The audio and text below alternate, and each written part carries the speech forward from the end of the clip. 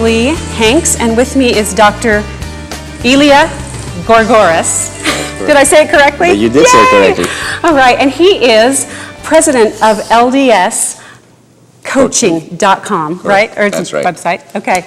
And he works as a relationship coach. And so you're going to speak about the role of a coach in improving marriages. That's right. It's more preventative. So, and it's less expensive emotionally, financially, spiritually, all around. So if you do it up Don't knock therapy though, right? Well, you were a Well, I did that therapist for 18 years, okay. yes. So. All right, so you talk a lot about marital withdrawals and deposits. That's correct. I think most couples, when they're dating, before they get married, they make a lot more deposits and a lot less withdrawals. So what do you mean? What do you mean by deposits and withdrawals? Well, you know, when they're dating, they take showers, they open doors, they talk until 4 o'clock in the morning, they listen until 4 o'clock in the morning, they can't wait to do it all over again. But wait, something happens. You said they take showers? Yes, you mean before they go on a date. Okay, I just want to clarify that. Yeah. Okay. But you know, after people get married, my experience is that the deposits start to go down and the withdrawals start to go up. Okay. And at some point, you're living a paycheck to emotional paycheck, if you will. So you're just surviving. So part of this idea is to teach people how to go from just surviving to thriving. So just surviving to thriving, that's the subtitle of the Multi-Platinum Marriage. That's this correct. is a brand new talk CD. on CD. Yes. So tell us more. Did you get that? Enough? Yay. There it is. Fabulous. Elia Gourgouris. You have a very cool name, by the way. It's Greek, 100%. So 100% Greek? there you Okay. go. So tell us about what are the things that are emotional withdrawals in couples' relationships? The biggest one, I think, is criticisms, constant criticisms. Because every time we criticize somebody, we make a withdrawal. Being controlling is another one. And if controlling extends throughout the entire relationship, it can almost become like unrighteous dominion. It can almost become abusive. Okay, so if you go overboard. So let me ask you, with control and criticism, I mean, sometimes you have to kind of give feedback, right? That's a great question. Feedback is very different than constructive criticism. To me, that's an oxymoron. There's nothing constructive about criticizing somebody. But feedback, you know, I call that the breakfast of champions. That's what feedback is. You have to be open to feedback. When we first got married with my wife, and I asked for some feedback, she would give it to me, and I would get very defensive. Well, I guess after a while, she stops giving me feedback. And then I would plead and beg, honey, tell me what I can do to be a better husband. She goes, no, you get defensive. We get into a fight, so I won't tell you that. I'm not going to tell you. So I'm not going to tell you. But feedback is actually great if it's done in a loving manner, if it's done immediately after something happens. So mean what you say, don't be mean when you say it, though. I like that. Mean what you say, don't be mean when you say it. Because you can give feedback without hurting somebody's feelings. Okay.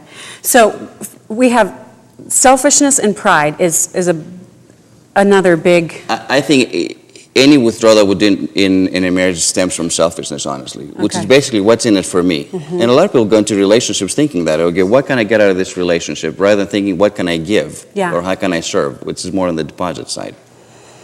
So tell us how you make more deposits. How do you improve the first thing with deposits is you have to define the expectations. I do a lot of premarital coaching when couples are, you know, getting ready to get married, and we talk about expectations in terms of intimacy physically, emotionally, spiritually.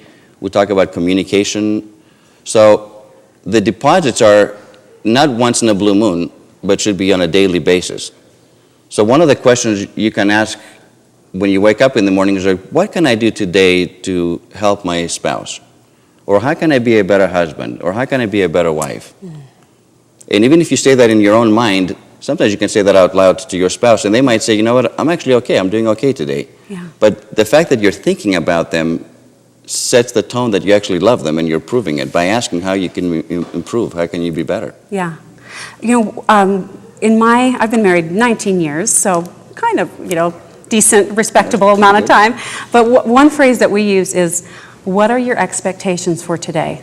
Right. And we found that prevents a lot of miscommunication. So I think defining the expectations, at least in my own marriage, has been a crucial skill to learn.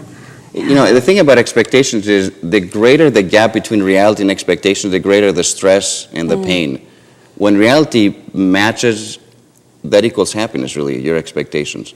And there's some rare occasions in relationships in life when the reality exceeds your expectations. When you go out on a date and it's been better than you thought it was going to be, or you go on a trip and it exceeds, that equals joy. Yeah. And we want to be as joyful as we can. I believe that we're meant to be joyful in this lifetime. But relationships are not easy. You got to work at them. I once heard a saying, the easiest way to get happiness in marriage is to lower your expectations. So I don't know if that's good. You don't want to lower them too much. I wouldn't lower them. I would define them more clearly, though. Okay. So, part of it is learning what makes your spouse feel most loved, and then be willing to do that for them. So, I give you a quick example if we have the time. I don't think we have the time. Okay, that's okay. But let's speak about forgiveness before we wrap up. Forgiveness is, not only are we to forgive one another, but the quicker the better. I think in people that have a hard time forgiving others, in my experience, I found out, ultimately, if you get right down to it, they have a hard time forgiving themselves. Really? And that's actually true. If they learn to forgive themselves, they're much more willing to forgive somebody else. Yeah, I agree with that. I think that's right. So, and that's so crucial in a relationship, because you're gonna have those times where you hurt each other's feelings, or you say insensitive things, or. And we're going to make mistakes. So the forgiveness aspect is both a withdrawal and a deposit. If lack of forgiveness, obviously, is a withdrawal. Quickly to forgive one another is a deposit. Yeah. Wonderful. Well, thank you so much for being welcome. here. In your websites, right? That's AskDrElia.com. That's right. And LDScoaching.com. And you don't just work exclusively with LDS No, I work people, with right? anybody that wants to improve their marriage and their relationships. Yeah. Thank you You're welcome. so much. We will be right back with the Home Team.